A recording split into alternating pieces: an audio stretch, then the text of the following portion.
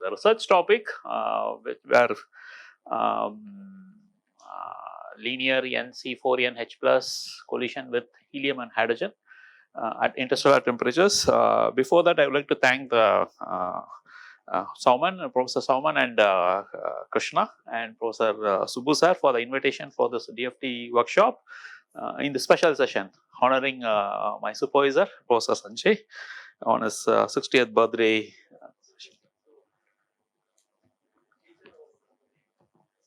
Yes, honoring my sir. Yes. Yeah, it's another. I have a picture, interesting picture. It was taken last year in Pondicherry. My student is also there. Yes, yeah. Yeah, so this is a recent picture, last year one. Sorry, sir. Dynasty, fourth generation. Yes, yeah. This one, yeah, I think this is a generation we are talking about here. So my supervisor is here, his friends, his colleagues, and his supervisor, and my student. All are here. Of course, the conference organizer is not around here. Who was Professor Lurdru? He was taking the photograph, so he missed him in Pondicherry. Yeah. So with this, I would like to go to the technical part. Oh, okay. So this is I come from IIT Roper. For the students who are not aware, IIT Roper is something 2,500 kilometers from here, which is north of Delhi, to some 300 kilometers from Delhi. Somewhere here we are located. Yes, yeah. So ISM Mohali, there is a knowledge cluster is there. So a lot of institutes in Chandigarh region, and we are just away from Chandigarh. Yeah, so this is the recent, because this is a DFT workshop, I thought we want to put computation facility. This is a new facility we developed. I mean, we just procured after a lot of effort. This is a HPC, just got and successfully installed and functioning well. With this, I'll go to the technical talk. So these are the research areas I work on. Mostly, different students in my group work on materials for energy storage, particularly the batteries, hydrogen storage, and coal collisions and scattering dynamics. Since today's topic is, this session is for quantum dynamics, and I'll be talking mostly on coal collisions and dynamics, scattering dynamics. So in coal collisions, in our group, we are involved in atom molecule collisions, ion molecule collisions, atom ion collisions, and molecular ion collisions. The recent works which we are taking are, recently this ion, NC4NH plus ion, has been detected in space. And since helium and hydrogen are in abundance, particularly hydrogen is in abundance in ISM, so we want to study its rotational transitions, collision dynamics for helium and hydrogen collision with this newly detected species. So this is my outline. So I'll be talking about the ISM and then dynamics, how we do it. So we just generate the Ponzi surface. And then go on and compute the rotational cross sections and rate coefficients. So this is the flow of my presentation. So interstellar medium, as you know, this is a space between the stars that contain various particles of matter. It's filled with gas, dust, cosmic rays, and other elements. It's basically hydrogen atom is present in diffuse clouds, and then in dense cloud, molecule hydrogens are present. They collide with the different molecules, forms stars and planet, and then solar system forms, and then they collapse, and then again it forms stars, and it becomes gaseous cloud. So if you see the composition of gases, it's mostly basically it consists of hydrogen, 92%, helium is 7.9%, and other remaining gases are just 1.1%. So since hydrogen and helium are is present in large quantity, there's always collision taking place with different new and different molecules. The neutron molecules are ionic species. So the motivation of this work is that there are more than 350 molecules detected in space as of now. and many are organic in nature. You can see different compositions are seen: PAH, fullerenes, anions, cyclic compounds, cations, radicals, and neutrals. So different compositions present. As I was saying, these are the new detected species. It's very important to compute the rate coefficients under the non-local thermodynamic equilibrium, because there is no equilibrium exist in that environment. So rate coefficients are needed with helium or hydrogen in order to compute the column densities and its abundance ratio, so that we can estimate how much is present in that space. So how do we do it? So this is the summary of what we do. So we compute the accurate Pology surface by ab initio methods, and then we compute we test it. I mean, if required, we use machine learning techniques to get the more accurate surface or a very dense surface, and then calculate the radial coefficients, which becomes angle independent quantity. From that, we solve the close coupling equations to get the cross sections for various J levels, rotational transitions, and from cross sections we calculate the rate coefficients as function of temperature. So this is how we do it. To get the cross sections, we solve the close coupling equation. So basically, when the collision happens, we get the transition matrix or T matrix. From that, we can get the cross section. So transmission obtained from the scattering matrix. So after solving the transmission matrix, we get the cross section. State to state cross sections obtained, and once we have this, averaging over the Boltzmann distribution of kinetic energy, we get the state to state rate coefficients using this expression. So we make use of this expression to get the target. So coming back to the NC4N with or NC4N H plus molecule, it has been detected in say 2023. It's done detected via 6 rotational lines because this molecule has dipole moment. So it could be detected using rotational spectroscopy because it has a permanent dipole moment. And it has a temperature of, rotational temperature of 5.6 Kelvin. So knowing that the system is present in ISM, we started computing the, our aim is to get the rate coefficient as a function of temperature. So first with helium we studied. So we took the, this is found to be the linear molecule, the stable linear molecule, this NC4NH plus. These are famously called as protonated dicyanoacetylenes.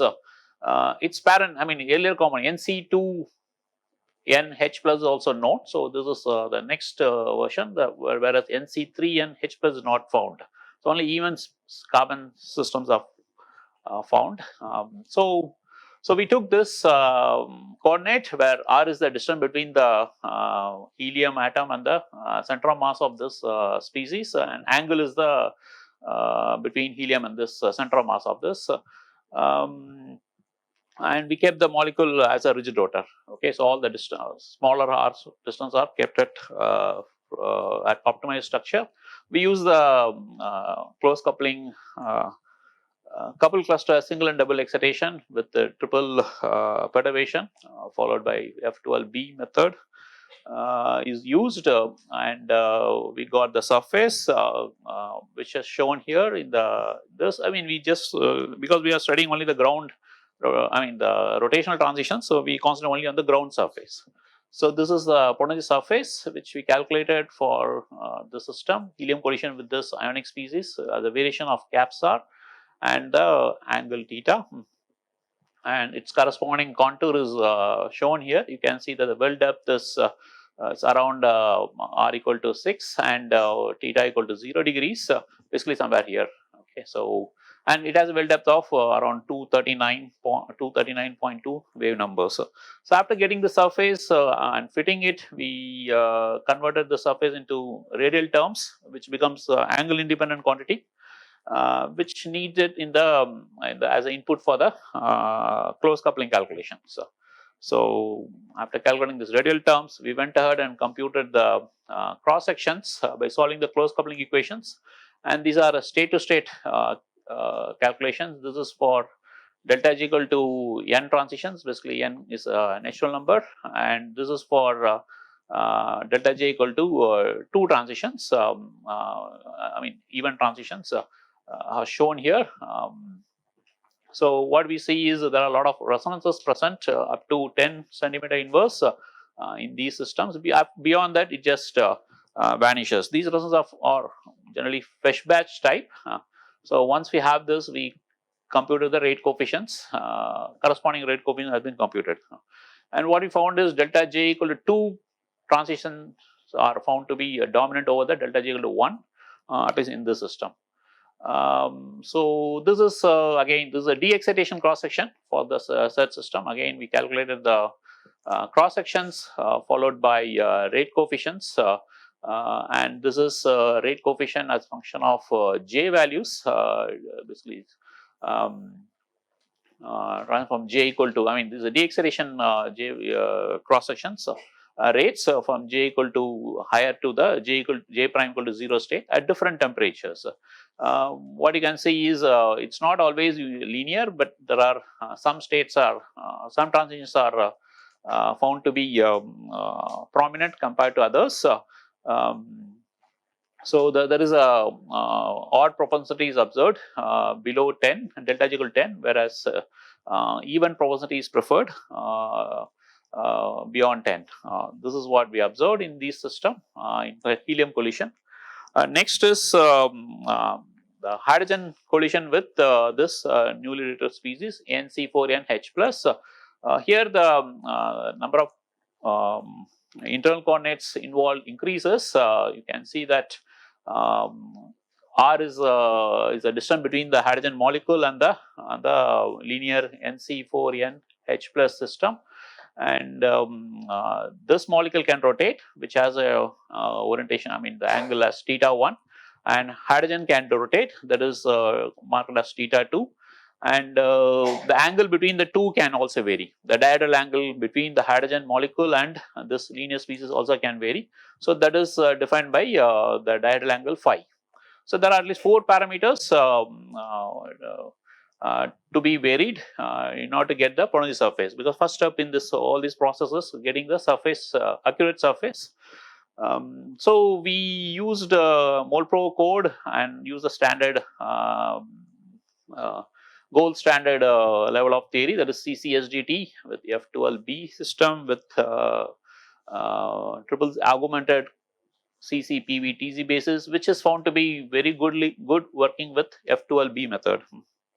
So we got the coarse data points, but for the full surface we need to have accurate surface. For that we utilize the neural network fitting of this 4D Ponzi surface. So for that we used supervised machine learning. Today morning Professor Satya was explaining about the supervised machine learning model, about the feed forward method. Basically we have 4 input layers, I mean descriptors, basically the coordinates, R, angle, and 3 angles as the input layers, and then output layer is the potential which we have to obtain accurately as similar to the ab initio method. And so basically we use weights and bias to get the value, and the value we get should be a non-linear one, so that we get more accurate, for which we make use of sigmoid, or at least in this case we use the activation function of hyperbolic tan function. So this and we tried different NN models with different combinations with 50% training, testing, validation, or I mean 50-25 ratio, or 20:40:40 ratio. And what we found is 80:10:10 ratio found to be working very well. How we get it? We get the error and see whether it matches with the ab initio data. So for all these methods, we need to have the initial data, that is that is, we use ab initio points to get that data. So for that, we use around 10,800 points. And after this neural network model, the potential surface number of points increased 80 times higher. These are some of the technical details of this supervised machine learning. Activation function, as I said, tan H function is used. 3 layers we use, and the number of nodes per layer is 128. And this combination found to be working very well with the RMSE of just 0.028 wave numbers. Why we need to go for this neural network method is, if you want to compute the actual potential surface for hydrogen collision with this system, even considering the rigid rotor, due to the large anisotropy, each calculation will take, at least we need to have 9 lakh points, and which will take, as Professor Satyajit sir was saying about how long it takes to compute surface, but for this surface it takes more than 10 years if we do it manually by traditional way. So what we did is, we used the coarse grid by computing only 10,800 points, and then get the surface in 1.5 months with the same level of theory. And once we have that as an input to the artificial neural network method, with this combination, we could get more than 9 lakh points, and the time taken is little over 1 day, from 45 days plus 1 day. So we could do it everything within 6 weeks. So having the surface computed, we have to check whether the surface computer is actually good or not. So we calculate the residuals. So you can see it's always maximum number of points are within the 0 range. So that too at close range, I mean minimum, it's very densely populated. So with the data obtained by neural network, we went on to compute the radial coefficients by spherical harmonics, which involve the Clebsch-Gordan coefficients, which we obtained. So this is, since it is both H2 and another polyatomic species, we have both lambda 1 and lambda 2, and total lambda will there. So the spherical functions are used, and once we have that, and these are some of the contour plots of the surface which computed by NN method. So minimum is found to be at the diagonal angle of 0, and then somewhere here it's a minimum with a global minimum of 1276.85 centimeter inverse. The next minimum also found, but when H2 is the H2 is rotated by 90 degrees. So that is turned out to be very close, but still it is lower than the linear, the planar system. And this is for another orientation where fixed theta 1, theta 2 are shown, where phi and r are changed. So minimum is found to be somewhere here. It's very low. So these are some of the. It shows the system is highly anisotropic. So with that, we went on to compute the cross sections. As we are dealing hydrogen, we have to consider both ortho and para hydrogen separately. So for ortho, the J is 1, so where both the spins are up. So we got the cross section as a function of collision energy. This is a de-excitation cross section with delta J equal to 1 or minus 1, and this is for para hydrogen collision with the species Hc4NH plus. And what we observed is, for para hydrogen, cross sections are higher, and they have a lot of resonances are noticed in these two systems. So once we have the cross section, we went on to compute the rate coefficient function of temperature, and always para found to be, which is the continuous line, found to be higher than ortho, and this is rate coefficients plotted as function of J at different temperatures. So as I said, resonance were found for para hydrogens, whereas for ortho hydrogen it is much smoother, and the proportionality is also observed. So certain J transitions, particularly the even transitions, are favored compared to the odd ones. Most of the time para hydrogen rates found to be higher than that of the ortho hydrogen. So these are the observations we noticed. Coming to the summary, so what we did is we studied first with helium collision with Nc4n H plus, found to be the well depth of minus 239.2 wave numbers. And less flashback resonance observed in helium collision, and propensity seen to be favor both odd and even transitions, different J values. For hydrogen collision, yeah, so it is the well depth is it's very high, minus 1276.85 centimeter inverse. Large number of fresh batch resonance are observed in both ortho and para, and most of the time it is even propensity for even transition is preferred. And I would like to acknowledge the funding agency for supporting the research in our group, and these are the group members which are worked. Particularly the work I presented is by Pooja and Apur, and also Gurpreet is also contributing the work. And this is the latest group in our lab. And one student, Shivam, is here who attended this workshop, and thank you for your patience. And